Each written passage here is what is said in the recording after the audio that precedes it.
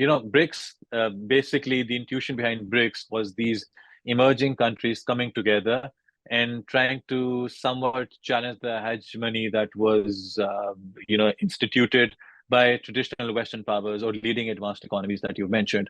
So there are various Western tools. There still is. There's the World Bank. There's the IMFs, which are, though they are global institutions, but they are associated with aligning more with the interests of Western economies. So China came up with its the Asian Investment Development Bank. Then there was the ADB itself, the Asian Development Bank, so on and so forth. And BRICS is less formal compared to these institutions, but intuitively it represents the same order. India wants to vouch for a more multipolar world where power is shared with the global south as well, with countries or emerging economies categorized as the global south. And these countries came together to formulate policies where they could instill development finance, where they could invest in infrastructure, where they can create somewhat of a new financial model to work on with. If some economists tend to say that in the long term, they might, challenge the US dollar as well. If countries who have this amount of stature can challenge the trading practices that are traditionally practiced in the realms of international trade. And, we cannot take that very lightly, because the BRICS, as it is, currently there are 5 nations who are part of the BRICS, as you just mentioned. They have 42% of the global population. They contribute up to, I think about 16 to 18% of global trade. And more so, they also contribute up to 27% of global GDP.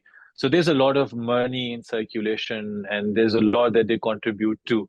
And, like I initially mentioned, we have China, we have India, we have Russia. Now South Africa is a part of it. If they start trading with each other, within their local economies or regional currencies or whatever I was looking for, then it can somewhat challenge the US dollar and what it has been able to establish over the years.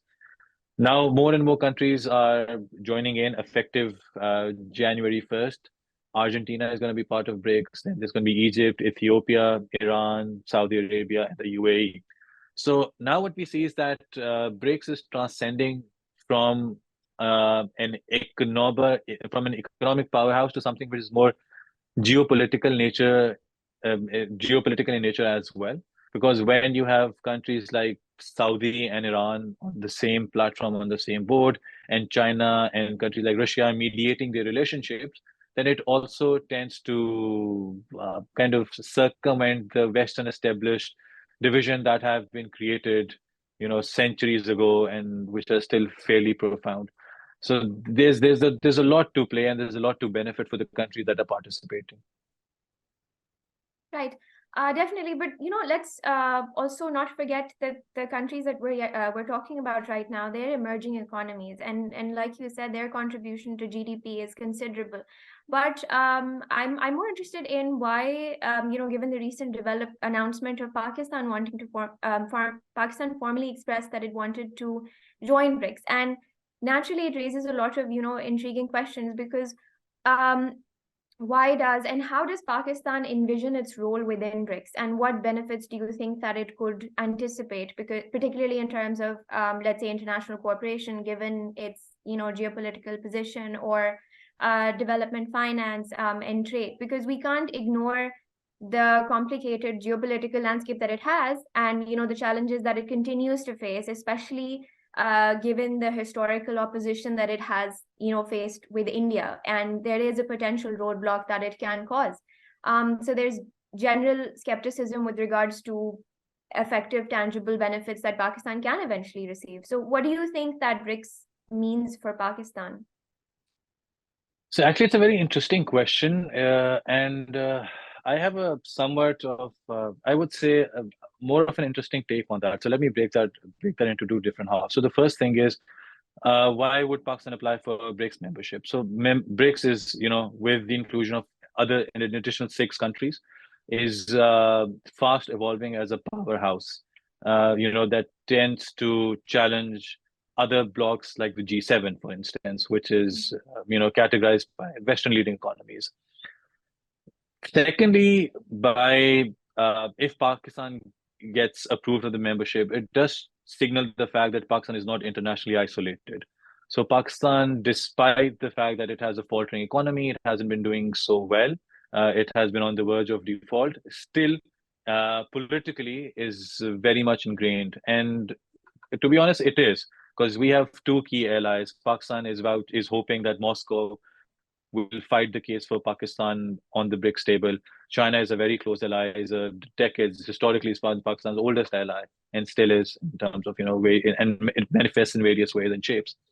But then, if we look at the economic terms, if, for instance, Pakistan, virtue of being part of BRICS, does not need to trade in US currency, then that's an added advantage. And countries like Iran, for example, also stand to benefit from the same from the same objective. That they can circumvent being part of global trade without having to hold US foreign reserves. Then countries who don't have that foreign reserves, are they have greater leeway. So that is one. But the other thing is that when you see these trading blocks evolving, only countries stand to benefit from them who are able to capitalize on, their exporting capabilities. So you can't say that if there are, let's say, no tariffs, assuming there are no tariffs for countries that are part of BRICS and they can trade freely with one another, then Pakistan would again end up importing way more than they would be exporting because we don't have those productive capabilities. So the first step is that we need to create those capabilities internally in-house in order to capitalize the benefits and the opportunities that these country organizations tend to offer. Otherwise, there'll always be that power imbalance where countries who are more economically established will tend to feed off and exploit advantages from countries who are weaker. That's one thing. But then the very important question stands that whether Pakistan would, get that membership, because Pakistan and India, other, other than not talking about BRICS, the only organization that they're part of, inter-country organization, is the Shanghai Cooperation Organization, SCO. And they both became members in 2017, and no one needed the permission of the other to become a member. But this time around, BRICS is much more complicated. That it has to be the acceptance has to be unanimous from all countries who are members of the BRICS. So it's tricky to see how that would evolve. But there are advantages that Pakistan can reap, obviously in terms of trade. But then there's no magic to it. Just being a member is not going to reap much for Pakistan, like you said, in terms of tangible benefits.